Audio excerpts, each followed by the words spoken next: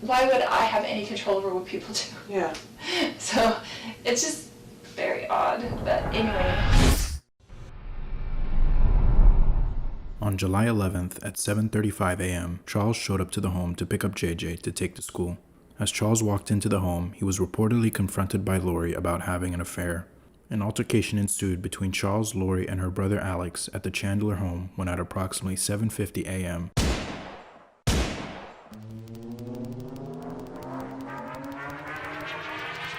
On February 24, 2006, Lori Nareen married Charles Vallow in Las Vegas, Nevada.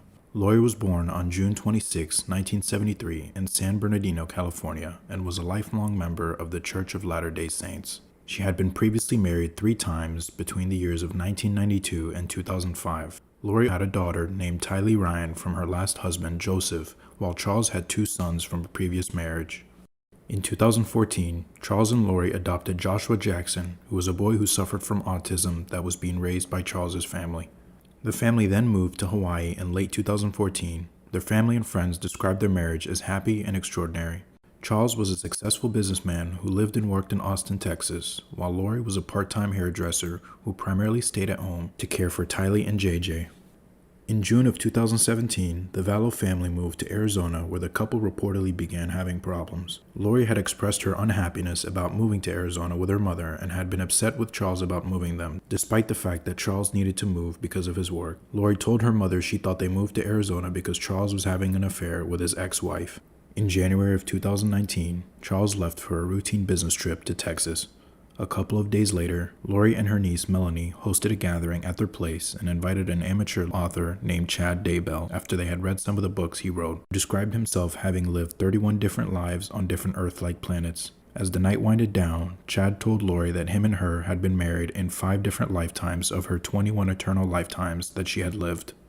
On January 31st, 2019, Charles returned home from the business trip and discovered his truck was missing from the airport alongside other things. Around 7 p.m. that day, Charles called the police to his Arizona home.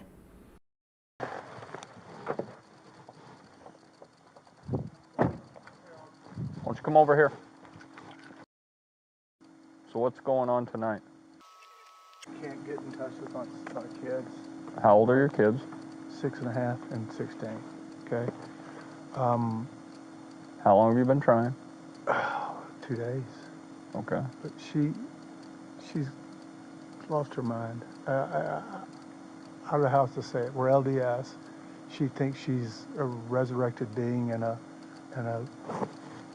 God, and remember the 144,000. Jesus is coming next year. She took all the money out of her bank account today. My truck is gone from the airport. She went to the airport and got it. I just flew in from Dallas. Houston and Dallas. So Where's your truck? I don't know. Okay. A friend of mine's truck had picked me up. I went to the CSI to file a report, which is the community bridges or something. To file a report. So you did the petition? Yeah, they ordered a pickup. Okay. What time did you do that? Hour and a half ago. Okay. So what makes her a danger to herself and to others? She threatened me, murder me, kill me. She threatened to murder you? Yes. And she said, how did she do that? My bishop right there is in the car. He was on the phone with me today when she said, "I will have you destroyed." That's what she said there. Okay, that's not a threat to kill you. Yesterday was a threat to kill me. Okay. What did she say yesterday? She said, "You're not Charles. I don't know who you are, what you did with Charles, but I can murder you now with my powers." So how does she pose a threat to your children? I don't know what she's going to do with them. I don't know if she's going to flee with them. She's going to hurt them. You don't even know if she's here, right? Today on the phone. I can't. All the cars are. The garage is closed. I don't know. She locked the garage door. I know. I haven't been up there yet. I know. But what I'm hold on. Sorry.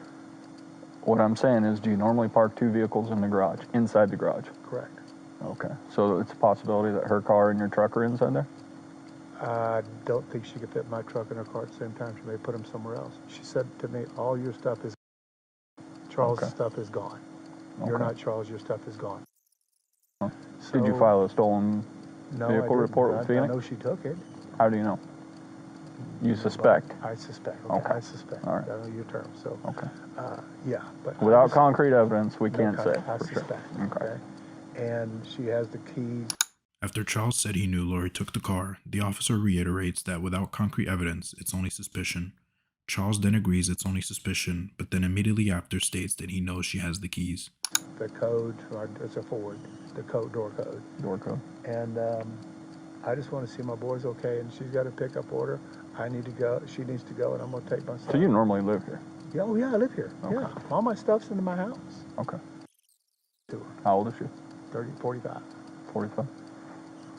Beautiful So, woman, so if we talk to her, is she going to be able to have a rational conversation with us? Oh, she will. I'm sure she will. Okay. Yeah. Is she on any medications? No. No. She won't do medications. She's Okay. Has she been to a doctor? No, she won't go to the doctor because she's a translated being, and they would find out that she's translated. She cannot be killed. She cannot die. This isn't coming. I love her to death. This is killing me, officer. Oh, I can understand. Our 13th anniversary is next month. We've been at a great marriage. All of a sudden, the last month, it just blew up. Mm-hmm. She just lost connection. So has she made any statements about wanting to hurt the children or anything? Today, she said with Gabe on the phone, come take the kids. I don't care what happens to them. Come take them. Okay, but she didn't make a direct threat towards the kids. No, not a direct threat. Okay. And then she said that she would murder you through a spiritual... No, she said, I can murder you. I can murder you. And she's talking in a spirit... I will kill you. Spiritual... No, she's talking physically. I will kill you because you're not Charles, and nobody will care. Okay. So she at this point doesn't think you are her husband? She thinks I'm Mick Schneider. Who's Mick Schneider? I have no idea. Okay. It's the name she used. I don't know where it came from. Okay. I'm just like, I'm as bewildered as you are. This is so foreign to me. Normal people, as far as I'm concerned, but this happens. It just drives me. I don't know what to do. I need help, and she needs help. She needs help. She knows what she's doing. She took $35,000 out of our bank account today. I can't make payroll Friday for my company. She changed our bank account numbers. I had to change it myself to get back in, and I saw all the money's gone. I've got $7 in my name. So, all right. Is it this house or the one with the flashing lights? Right there. On the side of the road. Oh, where those palm trees are?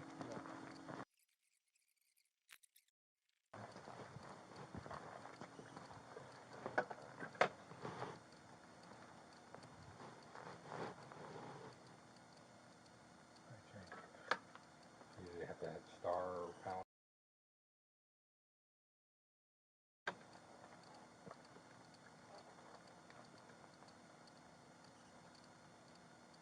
Do you have an alarm system? No. Oh, they changed it.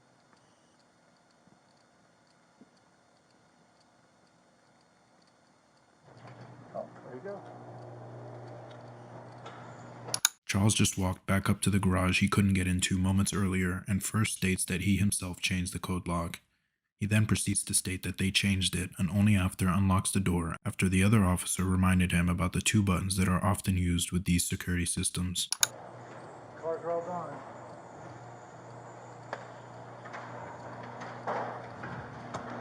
She is gone. I don't know where my kids are.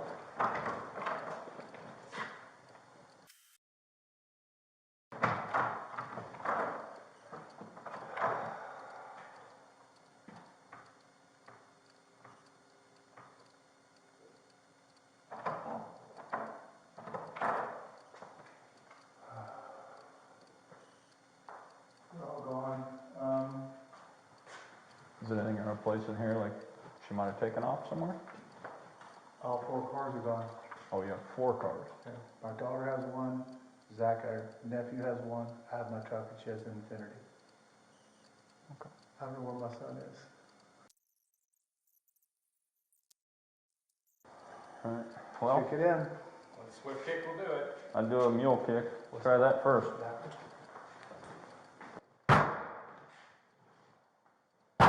You gotta get closer to the...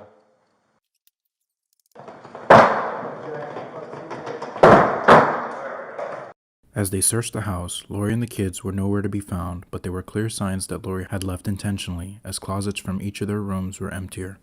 On February 8th, only 9 days after he returned home, Charles filed for a divorce from her. In the divorce documents, Charles stated that Lori threatened to murder him if he got in the way of her preparations for Christ's second coming in July of 2020. Lori had disappeared with Tylee and JJ for about 2 months. Many believe she was staying with her brother Alex when in April of 2019, she was asked to come into a medical facility for a mental health examination, since there was talk of what she said to Charles and what had happened throughout the family.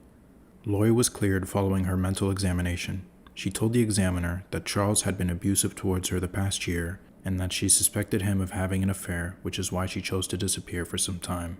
After hearing from Lori, Charles stopped the divorce proceedings, claiming he wanted to make the marriage work. In July, Charles planned an intervention for Lori with another member of her family that was also worried about her behavior. Lori learned of this intervention and asked her brother Alex to visit her because she feared Charles wasn't only planning an intervention, but something far more sinister. On July 11th at 7:35 a.m., Charles showed up to the home to pick up JJ to take to school. As Charles walked into the home, he was reportedly confronted by Lori about having an affair. An altercation ensued between Charles, Lori, and her brother Alex at the Chandler home when at approximately 7:50 a.m., 2 gunshots were heard. At approximately 8:32 that morning, Alex called the police. 911, where is your emergency? It's at 55. You need Yes. police or paramedics? Both. I'm in police and an ambulance. What's the emergency there? I got in a fight with my brother-in-law and I shot him in self-defense. Okay, let me get the medics on the phone. And is he hurt or is he alive or Yeah, there's blood. He's not moving. how long ago did this happen? A couple of minutes. Fire department, what is the address of the emergency? 5. And what is the emergency? I shot my brother-in-law. Okay, what part of his body is injured? In the chest. I'm sorry, where? In the chest. Okay, is he awake and responsive or unconscious? Unconscious. Okay, is he breathing? I can't tell. Okay, are you willing to go over to him and check? Sure. Okay, do you just let me know if you see his chest going up and down? How old is he? It's not moving. He's 60. Okay, and are you wanting to start CPR? No, I don't know how to do that. I can walk you through it. Okay. And was he armed also or just you or what happened there? Yeah, he came at me with a bat. Anyone been drinking or doing drugs or anything today or no? I don't know, but I've never seen him that enraged before. Have a seat. 18th Street secure. We got the gentleman out. You have some ID on you, sir? Yeah. What happened today? How did it get to this? He was talking with my sister earlier. No, what happened today, though? Like, just in the last 20 minutes? He came at me with a bat. Okay. hit Was me he in the back living of the here head. or No. visiting? He came to pick up his son. Okay, is the son inside? No. My sister took him to school. Okay, so it was just you at the house? Yes. And he came, how long, what time did he come to pick up the son? I don't know, 20 minutes ago maybe. Okay, so you know who he is, let him in? Yeah. Okay. No, I think they were talking earlier, then she left, and then he got into it with me. Like what? What do you mean? I don't know. He was accusing me of. Come on over here. That truck's going to be really loud. What was he accusing you of?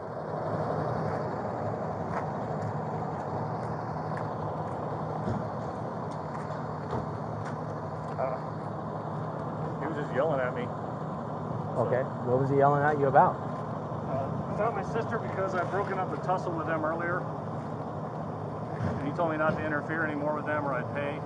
And he came at me with a bat. Notice Alex's manner of reciting the series of events that led to the incident. Behavior experts typically characterize vague and misdirecting statements as signs of dishonesty, as most guilty suspects tend to be reluctant to share information for the fear of locking themselves in an alibi that would discredit them. This is common for guilty suspects when they haven't had enough time to think about what they're going to say, since if they're guilty, they'd likely have to substitute certain incriminating details. Okay, so he showed up in the house with a bat in his hand? No. Okay, so There was a scuffle earlier with my sister and my niece. My niece got involved. about earlier meaning earlier this week, earlier No, this morning? just this morning, before they left. Before your wife left? My sister, Before your sister left? yeah. Okay, who lives here with you? Nobody. I don't live here. My sister lives here and my niece lives here. And you're just visiting? I was visiting for the night. Okay, so you're over here visiting your sister and your niece. Yes. Okay, and there was a tussle between your sister and her husband. Yes. And does the husband live here or no? No. Okay. Lives in Houston. Okay, is he an ex-husband or just current husband? They're working on that. Gotcha. So at some point earlier today, they get into some type of domestic? Yeah, just this morning, then they left, and then he came at me. They left meaning who? Both of parties? Yeah, my sister took my niece and my nephew. So they left. To create some space from him, and then he came at me. Okay, but did he leave also? No. He stayed here? He stayed. So you guys are kind of talking in between or what? Who are you? Who are you? No, just go back. I appreciate it. Thank you, sir. Thank you. So it's just you and your brother-in-law? Yes. Okay. And kind of go through it. Did you say something like, hey, don't touch my sister, or? Yeah. Yeah. Okay. And then he picked up the bat. Where was the bat at? In the living room. And where are you at it? Where are you both in the at? living room. Okay. And then I turned around and he hit me in the back of the head with the bat. So I went to my room and got my gun. I always carry it. You went to your room, meaning the room you're staying in? Yeah. Okay, and you brought a gun with you? Yes. Do you always bring a gun? I'm a concealed carry, always. Okay. Just to be safe. Hi, who are you? Okay, just stand over there for just a second, guys. And then I told him to put the bat down, and he wouldn't, and he came at me again. And the wife just showed up as well. So you told him to put the... Yes. So where are you at? Where are you at now? Did you stay in your bedroom? No. Okay, why didn't you stay just in your bedroom, close the door? Is that something you didn't think about, or? It didn't even occur to me. Alex just stated that it didn't occur to him to stay in the room he had his gun at, after he was struck by a bat in the living room by Charles. This presents the notion that Alex was not in fear of his life and felt no threat towards him as he returned to the living room where he was hit. Okay, so walk me through it. So you go back into your room. So I just went back to the living room, like, what is your problem? With the gun in your Yes. And I said, I want you to put that bat down, and he wouldn't do it. And he's like, and he came at me with the bat again after he'd already hit me in the head, so I shot him to stop him. Okay, then what happened? That was it. Just think that for a second. Where's the weapon at now? It's in the bedroom. So after you shot him, you put it back in the room, or? Yeah, I went back to the bedroom to get my phone. Okay. And what'd you do with your phone? It's right here. Okay. And then what'd you do once you put your gun back? Grabbed your phone? I cleaned my head up. After was he laying there in the living room? Yeah, he was laying there still. And it just took me a minute to compose myself. I mean, I was just shaking, and then I called. Gotcha. Okay. So do you, so you don't live in Santan Valley, so why is it just easier to just hang out here? I was just here late last night, sleep the night. Gotcha. Okay. Are you and your sister pretty close? Yeah, we're planning to go do something today. No handles on the inside? Yeah, no, that's how those police cars are, you know? So, the big thing that I want to do is just make sure that we have all the details accurate and factual. So, because kind of some of the information we got from patrol didn't really match up what Lori told us compared to. So, walk me through what happened today. Well, I stayed the night at my sister's. Okay. We were planning to go do something fun day. We hadn't really decided. I was thinking maybe I was going to take her to the range. Okay. Or go do something. Okay. I don't know, take JD to some water park or movies or whatever. So I stayed there last night, and then this morning Charles showed up, and I don't know what started it. And Charles is your brother-in-law. He and Lori are married. Yes. Okay. So he showed up. He was following her and yelling, and then I got between them. And then Tylee came out with her bat, and I had separated for a minute, and then my sister walked around me there in the living room, and then Charles was following Lori and yelling, and Tylee told him to get back. She took her bat like that and shoved him, and he took the bat away. And I said, "What are you doing?" And I got between them, and then he hit me, and I just went down, and when I got up, he was still yelling, And so I went into the bedroom where I was staying, grabbed my gun, and I came back. Okay. And told him to put the gun down, or the bat down. And he came to me and was saying, what are you gonna do? Like that, and coming to me with the bat. I said, put it down. He wouldn't. He came at me, so. This series of events is entirely different from when he first recited them to the detective. Most importantly, he never mentions the fact that he grabbed Charles from behind to the officers that responded on scene. Okay. So, when that argument first started between Lori and Charles, where in the house were they? I don't know. Okay. Where did you first? I was in my bedroom. Okay, so you were in your bedroom, and you heard the argument. When they came right towards me. Okay, so they were coming down the hallway towards the bedroom? Yes. Okay, so you hear the argument, you step out, what's the first thing that you see? Charles chasing after Lori and yelling. Okay. Had Tyler already gotten the bat? No. Did he already have the bat? Okay. No. So Charles is coming towards Lori, He's they're coming your way. Lori, and I shoved him back. Okay. And I said, what are you doing? Because he's coming at her aggressively. Okay. He's a big dude, so he's not gonna hurt my sister. Did he fall to the ground when you shoved him? Yeah, I think so. Okay, so he falls to the ground, he gets back up. You're blocking between him and Lori.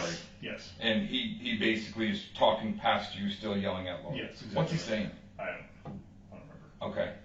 So, as you're standing there between them, what happened right after that? Is that when Tylee came out with her bat? No, he backed up. Okay. He yelled something, and then he backed up. And then Lori went by me and around me in the hallway. Mm-hmm. So he backed up, I had cleared the doorway.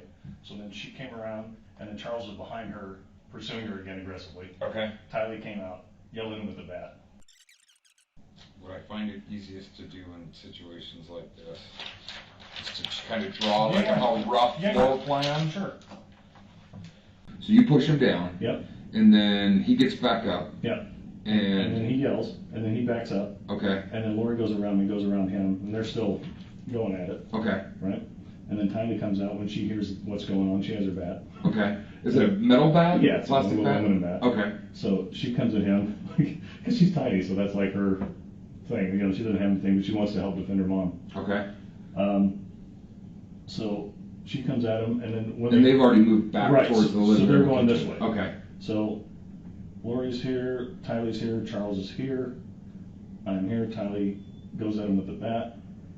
Then he takes the bat away from her, and I step towards him, and he turned around and cracked me. Is that the injury that's caused on your head? Okay. Well, there was some shoving first, and I got spun around. Okay. And then popped. So I go back here, grab my gun, and come back out. He's still yelling and threatening me. Okay. And then, so I was standing here, and he was there. Okay. So you're standing right there. He's right here. He's there. And you said, what happened? What happened when you came out with the gun? I said, put that bat down. He's like, what are you going to do? He's like, you're going to threaten me? I was like, no, I'm just going to defend myself. So you put that bat down. And he goes, what are you going to do like that? And he came at me. Okay. And he'd already hit me in the head. Okay. So he came at you at the bat. What was he doing with the bat when he came at you? It was in his right hand like this. Okay. So he's holding it low and he's coming at you? Okay. So you gave him... After Alex claims he shot Charles in self-defense, Alex had been instructed to perform CPR while on the phone with the 911 operator. During the call, he can be heard breathing heavily as if he's pushing down on Charles's chest in order to revive him. Performing CPR on a man with 2 bullet wounds would certainly create a bloody mess, yet Alex's clothes are spotless aside from the small bloodstains coming from the injury on the back of his neck. How many times would you say you told him to put the bat down? Once. Once? Okay. And then he started advancing towards you? Yes. What's he doing again? He's got the bat. Okay. And he's looking at me and he's going, and I told him, I said, Charles, put that bat down. And he goes, what are you going to do about it? How were you holding the gun when that happened? Holding the right so you pointed it at him? Yeah. How many shots did you fire? I don't know. A couple. Okay. Were Tylee and your sister... I didn't see them, so I don't know where they were. So you fire a couple times. Yep. You don't know where they're at. They're gone. They're gone. What happened right after that? Right after that, I went to the kitchen and rinsed my hands off because blood on the back of my head, and then I went back into the room and put the gun down and grabbed my phone, and then went back into the kitchen and called 911. Okay. And then, did you see your sister and Tylee again? Did they come back in or not? Not till they drove up. Okay. Then they drove up here? Yeah. Okay. When they drove up outside. Gotcha. Did Lori ever say, like in the last couple of days, that Charles was coming to town? Yeah, she said he was coming to pick up JJ. Okay. So you guys were expecting him to show up today? Yeah. Okay. So you knew, okay. It wasn't like he just showed up unexpectedly? No, it wasn't a surprise or anything like that. But you don't know what they were arguing or fighting about? His behavior was a surprise, but him showing up was not a surprise.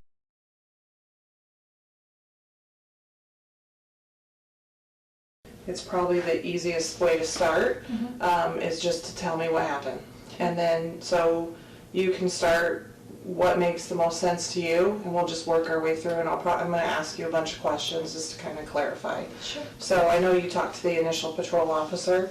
And he just got information. He didn't say anything. So yeah, if you can just kind of tell me kind of what happened. It sounds like some of this may have started last night or something along those lines. Right. So start where you think it makes the most sense. Okay, so, I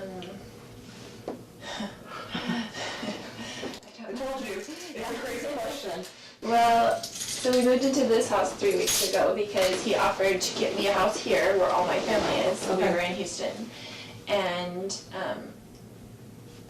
so he's like, we had decided to separate or whatever, so he's like, well, I'll pay for a house for you and for JJ and whatever, because he's all about JJ. He's never about Tylee, but he's all about JJ, because we adopted him together. So he came when we first moved in and brought me stuff from Houston, like a U-Haul, and then he hasn't been back. But it's all these threats on my phone all the time, you know, like whatever, all these things. And then he told me... What kind of threats? Just...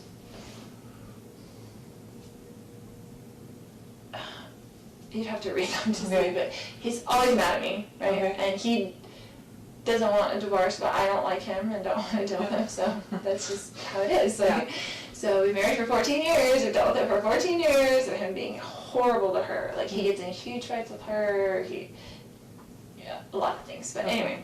Lori just stated that Charles was constantly threatening her over text, yet when the detective asks for an example, she's unable to provide one. Not only is she unable to recite an example, she then changes subjects to explain that Charles was horrible to Tylee when the subject of the detective's question was about herself. Long story. I'll keep it short.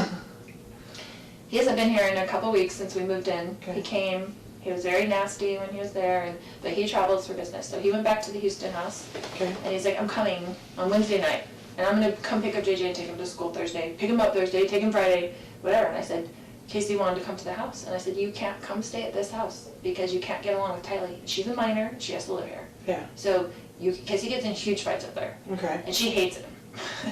And so I'm like, you can't stay at the house, so I will book you a hotel, because he stays in hotels all the time because he travels for business, and the business pays for it, right? So I said, I will book you a hotel nearby. So he didn't bother me last night, which I was surprised. I was expecting kind of an ambush for him to kind of like come over or be just mean. And say, it's my house, I'm on the lease, I'm going to stay here, kind of thing. Because that's kind of his macho attitude.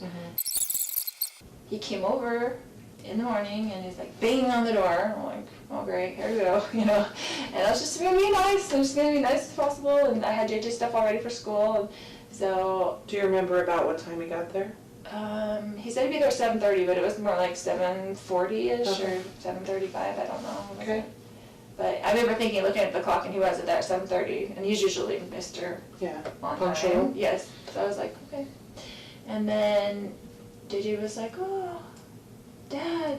And then he was like, Mommy, and like ran to me and was like holding me. He's like, you're not taking me to school. And I was like, it's okay, Dad, I can just drive you to school, it's not a big deal. You know, just trying to make it whatever. Calm. Yeah, calm.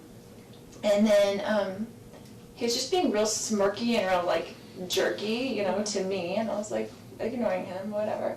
And so he was like, And your brother lives there with you? No. Okay. He had stayed with me last night because I was worried he was going to come over and cause trouble with me. Okay. And just wanted someone else there, like my brother there, because I trust my brother. And it's been a long story. Like, I had to go live at my brother's when he took JJ, and, you know, he's just been difficult. So, anyway. So I got JJ's stuff ready, and he was like, well, and he's like this about timing. He's like, I'm leaving in 20 minutes, because it's like 15 minutes to the school, and like you can't get there early, they don't open the gates until 8:20 or something like that. And I said, well, why don't you just go now? I don't want him in the house. I'm like, why don't you just go now and take him to Burger King, because that's what he likes for breakfast. And he's very particular about food. Like, he wanted chicken fries for breakfast and a Sprite. Like, and I just get what he wants, because if you don't get what he wants, then it's like on the floor screaming, dragging him into school. Like, and he's big and he's heavy, and it's hard for me to handle. But anyway, so I said, just go. And so he said, okay. So I gave him a backpack. He got in the car. This is his MO, right? He always leaves something in the house and comes back. He never leaves the first time. I always expect my husband to come back into the house, right? So I guess he had left his phone on the counter. Lori just stated that she didn't want Charles in the house, so she suggested he take them to get the breakfast they wanted that morning. She then states he says okay and puts JJ's stuff in the car. Immediately after, she states that he left his wallet in the house, yet never mentions that Charles entered the house in the first place. Behavior experts would recognize this narration of events as if she's telling a story rather than reciting the events that transpired only hours earlier. So he initially left with the backpack and with JJ? And so he put them in the car, in the driveway, and then he came back in, right? So I kissed JJ goodbye. He came back in, and his phone was on the counter, and I had his phone. And he was like, give me my phone, and I was like, why don't you show me your text that you've been texting, blah, blah, blah, you know, whatever. Because he's like acting really weird, like he's plotting something against me. Like, I'm like, why are you even here? Like, what did you come here for, you know? He's been talking to my other brother, and my brother came into town at the same time last night. And I haven't talked to my brother in a while, my other brother, and I was like, and so he was texting him on the phone when he first got to my house, and I'm like, why are you texting Adam? Like, do you even talk to him? Like, my other brother. And, you know, he's been telling me all these texts, like, you're going down, blah, blah, blah, blah, blah. He's blaming me for our marriage breaking up, and my niece getting divorced, and my friend getting divorced. He said, I'm a destroyer of families. Because I want everybody to get divorced. I'm like, what would my motivation be for people getting divorced? So I could babysit the kids more? Like, why would I have any control over what people do? Yeah. So it's just very odd. But anyway. So this morning he comes back in and... He comes back in, I wouldn't give him his phone. He was screaming at me to give him his phone. He was very worried about whatever was on his text that he did not want me to see. And so I was just holding it there, and he was screaming at me. And I was kind of walking around the house with it, so he couldn't get it. He's like reaching for it and stuff like that. And so Tylee came out of her room upset, and she had a bat, and she told him to leave her mother alone, like, right? So she was really whatever, and he's screaming at her, don't you hit me with that bat, and blah, blah, blah, blah. And then my brother heard all the commotion because he was in there in bed, and so he came out into the main room, and I guess whatever. What's your brother's name? Alex. Alex, okay. And then he just started, he was screaming, and he was super upset and whatever, and he's yelling at Tylee, don't you hit me with that bat, and blah, blah, blah. And so Tylee, I guess, I don't know if she swung at him or what, but he like grabbed the bat from Tylee and then went to like hit Tylee with the bat. It was, and I was right there, and they were right there, and my brother grabbed him from behind, like just to stop him from hitting Tylee. You go like this, like he grabbed him like... Yeah, from behind, like just kind of to pull him back. And then they got into the thing, and he's hitting him with the bat, and they're on the ground, like grappling around or whatever. And then, I mean, it was all and he quickly. And he hit your brother with the bat while they were grappling and stuff? Yeah, yes, he was hitting him with the bat, like swinging the bat, you know, back and forth, and they were kind of like on the ground, and I was like freaking out trying to go around, knowing JJ was in the car, right? And so then he got up, and he had the bat like this towards me, and I was going around the other side to try to just get out of his range where he couldn't hit me. And then I had told Tylee, because she was on the ground, because after he took the bat from her, she fell back. And so I told her, I was like, go get in the car with JJ. Like, I don't want JJ coming in to the house, and I wanted her out of the way. I wanted the kids out of the way, whatever this fight was going to be. And then, do you remember what your husband or your brother were saying or yelling during all of this? If they were at all? Just kind of, get off me, ow, or whatever, whatever. They were like, don't talk to my niece that way, whatever. Like, it was, I don't remember specifics, but they were kind of both, they were kind of in the heat of it. I don't think there was many words that I remember. So Tylee goes outside. Yeah, she was outside. And then what happened? Then they got up from that, and my brother had stepped back, I guess, and then Charles was coming with me at the back, yelling at me to give him his phone still, because I had it in my hand. It was all really quickly. And then when I went around kind of in the circle, then my brother was there. When you said when you were going around and he was coming at you with the bat, how was he holding the bat? Just like that, like backwards, almost in one arm. Like he was swinging it backwards? He would have done like he would have swung it backwards at me, not frontwards. Okay, yeah. He was a professional baseball player. Okay. So it wasn't a good idea for Tyler to get out of that. Probably not the. I mean, he played semi-pro. Yeah. And he was But. Lori's ability to laugh about traumatic events and details, including witnessing the death of her own husband, is important to note here. While some can argue that laughter at these moments could just be the effect of nervousness when discussing these events, one cannot make that argument without paying attention to the amount of resentment and hatred Lori demonstrates towards Charles when speaking about him. Yeah, and then I was kind of turned around, and we were all right there in that room, except for the kids had been outside by that time, and I heard the gunshot. And so you heard the shot? Did you actually see the shot, or did you just hear it?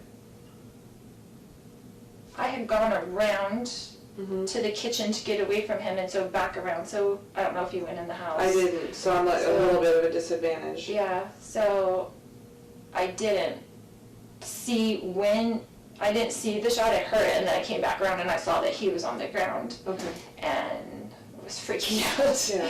And so I was just freaking out, and it just went into mom mode. I'm like, I've got to go to get JJ to school. I've got to get to the kids. I just felt like I got to get to the kids. And so I just went outside and to see if they were in there okay. I didn't want them coming back in the house when all that was going on. And got JJ in the car, and he was trying to come in. And Tylee was looking at me with the crazy eyes, like, what just happened? And I told her to get in the car and we're going to take JJ to school. And I just left. When you came back in and you saw him on the ground, where was your brother? Did you see him where he was at? Yeah, he was right in front of him. Okay. It all happened very quickly. I feel like I was there because I was right there, and a second later. I just went around the kitchen to get away from him. Did your brother say anything to you at all? Do you remember?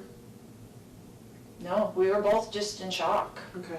It was just I didn't say anything. I went out with the kids just to check on them first, and I was going to come back in maybe, but I didn't. I was like, I just have to get him to school and call the police and come back, whatever. Did anybody did you or your brother say anything at some point about calling the police or calling 911? Do you remember? Yeah, he called me. Okay. And he said, are you taking JJ to school? And I said, yeah, we need to call the police. And he said, okay. Okay. So he called you when you didn't come back inside, basically? Right. Okay. Because I was in the car for a minute, and then I was like, what do I do? And I didn't want JJ to go inside, and I didn't know what to do. And Tylee was freaking out. I was trying to get them away from the scene. Understandable. And you may not know this, so, because I know you heard the shot, do you know at what point your brother had the gun? Do you know if he had it when they got in their first fight, or did he have to go get it, or do you know that at all? I don't know. Okay. I don't know. And do you remember if you ever heard your brother? I didn't see him ever leave the room. Okay. So it was so fast. All that was so fast. Like him on the ground rolling around and I'm screaming and this probably happened in a couple seconds. Yeah, I mean it was like super fast. And I don't know if you know this or not, does your brother normally carry a gun? Like, I carry a gun everywhere I go. Right, like I know he's a gun person, like he has guns and things. Okay. He's good with guns. Did you know that he had one with him? No. When he came over? No, but I wouldn't be surprised if he did, because he's very, very professional with guns. Proficient, professional. Responsible's usually a good Right, word. responsible with guns. And then, do you remember if at any time, so you were trying to get away from him, and you heard the shot. Prior to the shot, do you remember at any point hearing your husband or your brother saying anything to either of them? No.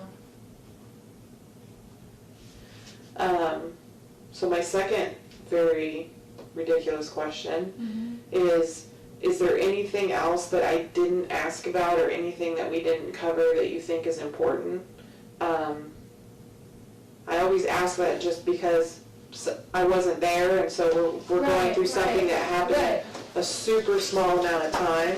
Yes. Can I So, yeah, go for it. Just thinking.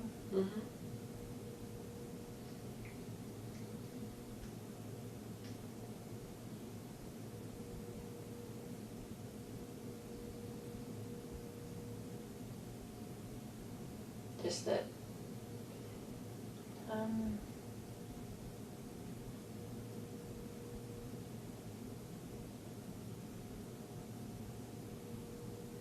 he was just so angry, like super scary. Did you know how you take your phone away from like a 16-year-old and they freak out? Like their world disintegrates. Like I've taken my phone away from a 16-year-old boy before, and he's like wanted to kill himself because like they kidnapped him. That's how it was. It was like if something on his phone that he does not want me to see, that he was like freaking out, like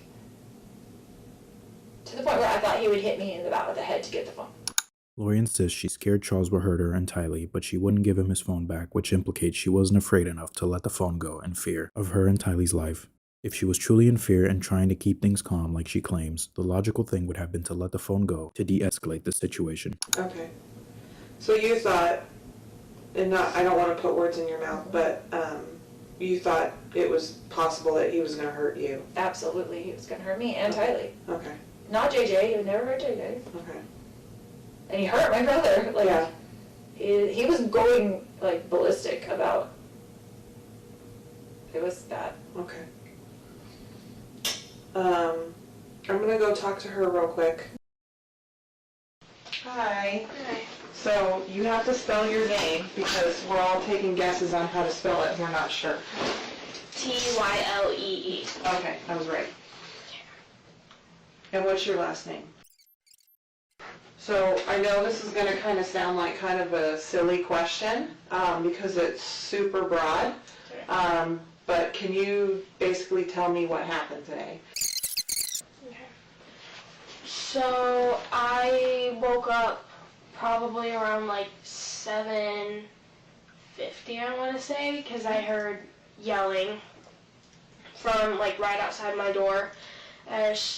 I don't even know where, but I immediately like jumped up, and I have a baseball bat because when I was living at my uncle's by myself, I just wanted something to like feel safer.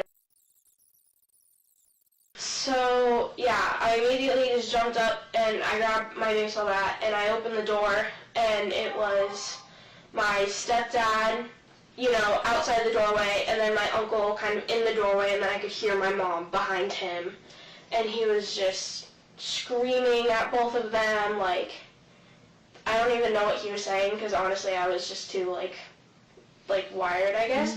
So I told him to take a few steps back. I was like, you're too close, you need to step back. And he was like, don't tell me what to do. And I just kind of just stood there, and then my uncle kind of moved out of the way, and then my mom kind of went past him and into like the big room. Okay.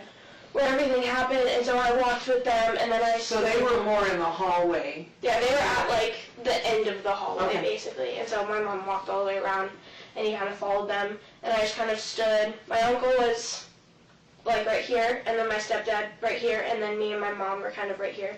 And I didn't do anything with the baseball bat, I kind of just held it there, and he was getting really close to my mom, so I kind of stuck it out, like, between them, and they were both just yelling, and he was like, if you hit me with that baseball bat, you're going to go to jail, and I just kind of stood there with the baseball bat, and I didn't really say anything. When you said they were yelling, who was yelling? It was mostly my stepdad. Okay. Well, he was really the only one, like, yelling. Mm-hmm. My mom was kind of, like, responding, but I honestly couldn't tell you what they were saying. It was kind of just, like, all jumbled up in my head. And so I just kind of stuck the baseball bat out there, and then he just grabbed it and tried to take it. So I held on to the end, and then eventually I fell, and he kind of took it into his hands like he was going to do something with it, and that's when... So when you fell, he ended up with the bat? Yeah. Okay. And so I fell to the ground, and then my uncle kind of, like, I saw him take a step back, so my uncle, I think, grabbed him and kind of took him back so he couldn't, like, do anything. You saw your stepdad, like, take a step back? Take a step back. Tylee states that Charles grabbed the bat she was pointing at him and took a step back after she fell back. She then claims that Alex grabbed him from behind and they fell over. But what her series of events tells us is that Charles exhibited no provocation until he was assaulted from behind by Alex. He only grabbed the bat that Tylee had pressed against his stomach, and while he may have been enraged, it seems he never initiated any physical contact. Because he was really close to begin with, and then and so my mom said to go with JJ, and so I ran out the door, and then I kind of just stood there with my little brother. He was in the front seat of the car, and so I just kind of opened the door and just stood there, and, like, he was trying to get out, and I was like, no, we have to stay in, and then eventually my mom came out, and then we left from there. Okay. Yeah. Do you know what happened inside of the house? Has your mom kind of explained it all to you? I just kind of asked her, like, because I heard a noise, which I know what it was now, but it sounded like, because I knew that the baseball bat was in there, it sounded like someone, like, took it and hit it really hard against the floor. Okay. And so I was kind of like, Al's okay, right? Because that's my uncle. So I just wanted to make sure that, like, my stepdad didn't do anything to my uncle and stuff. And so she was like, no, like, Al's fine. Like, we're just going to take JJ to school. And I was like, okay. So I just got in the car, and then we went to Burger. Following the interviews, detectives closed the investigation, citing Alex shot Charles in self-defense based on the facts they gathered from all witnesses. After his death, Lori remained distant from the rest of Charles's family, and on September 3, 2019, Lori, with Tylee and JJ, moved to Rexburg, Idaho, into a home with Chad Daybell, the amateur author who had supposedly been Lori's husband in 5 different lifetimes. Tylee and JJ enrolled into their new school, Kennedy Elementary, shortly after moving, but on the 24th of September, Lori informed the school that JJ would be getting homeschooled. On October 19th, Tammy Daybell, who was Chad Daybell's former wife, was found dead in her Salem, Idaho home, approximately 5 minutes away from Rexburg. The death was ruled to be due to asphyxiation, and no further investigation was made.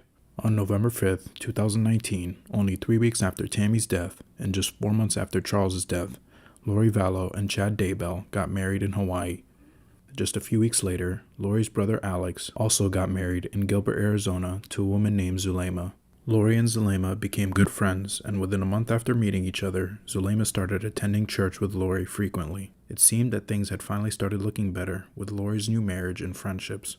2 weeks later, Alex was found dead by Zulema's son. 911, where is your emergency? Hi, I need an ambulance to... Yes. Why do you need an ambulance? I have a older male here named Alex. He just passed out here on my bathroom. Okay, is he awake right now? I think he's passed out. Okay, you think he's unconscious? Yes. Okay. Is he breathing normally, like you can see his chest rising and falling?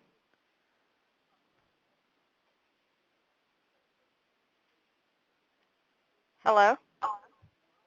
I hope so. Can you lay him flat on his back on the ground?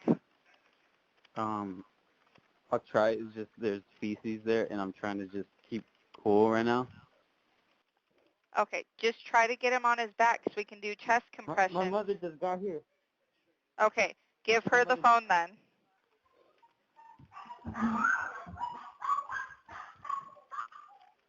So, did she say the mother just got there? Yeah. Come here. Come here. And we're coming on Mineral right now. Really We're bad. almost there. It's really bad. Come upstairs in the bathroom. We need to get him on his back. Can you put your mom on the phone? She's right here. You're on speaker. Okay, ma'am, the paramedics are pulling up, but in the meantime, we need him to get flat on his back, and we need to give him chest compressions, okay? Chest compression. Wait. But Does she know how to do CPR? yes. When Alex was found by paramedics, it was reported he had pink foam on his lips. The caller also stated that there was feces on the floor where he found him. Both of these signs are common effects of the poison called strychnine.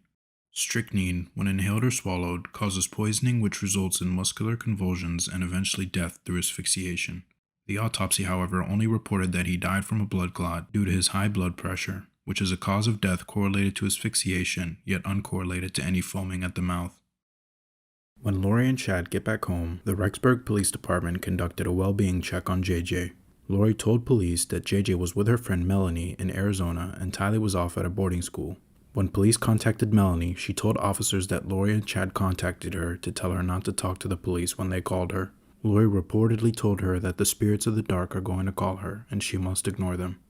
On January 25, 2020, local authorities located Chad Daybell and Lori Vallow in Hawaii and served Lori with a court order requiring her to produce the children within 5 days, and when she missed the court order deadline to produce JJ and Tylee, she was arrested and charged with 2 felony counts of desertion and non-support of dependent children.